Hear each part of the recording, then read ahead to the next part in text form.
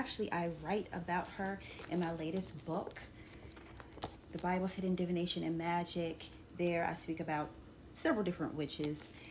So the Witch of Endor is very interesting. The Aba of Endor, I have a video on here going into more of the details, including her name, a bit of the history and the etymology regarding her name, the place that she's located, that she was located, and the instance with Saul. So Christians do like to use this scripture to condemn magic and divination. However, her specific practice dabbled in necromancy.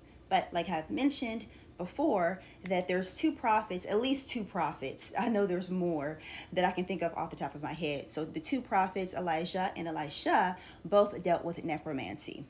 They conjured the soul into dead boys' bodies in two different instances. So that already eliminates any confusion or condemnation about the Witch of Endor, because she did conjure the spirit or the soul of Saul. So there's a lot of speculation about that. That could also dabble into or cross over into ventriloquism.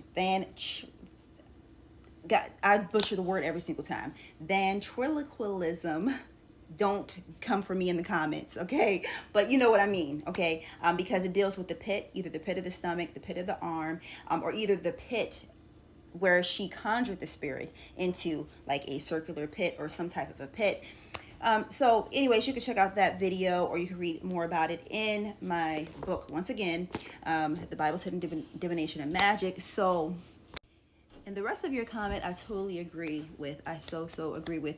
Christianity really is a pagan practice. They don't want to admit that. There are several gods of the Bible and goddesses of the Bible. Yes, I do wish, and another person on this video that you're commenting on speaks about Asherah and some of the other goddesses.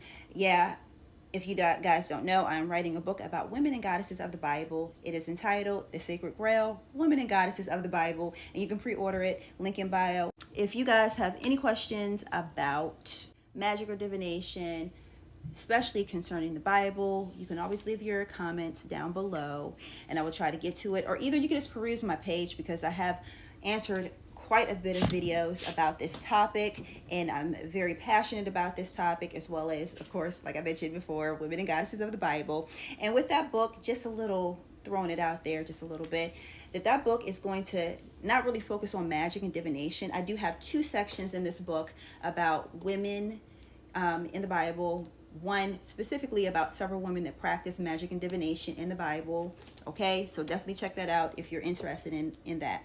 But this book that's coming up is more so about not only pointing out the goddesses and the women of the Bible and some of the misconceptions that have been surrounding these women, such as Eve, Jezebel, other figures like that, Lilith, etc.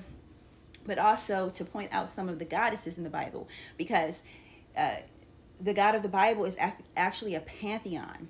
Okay, it's not just one singular God.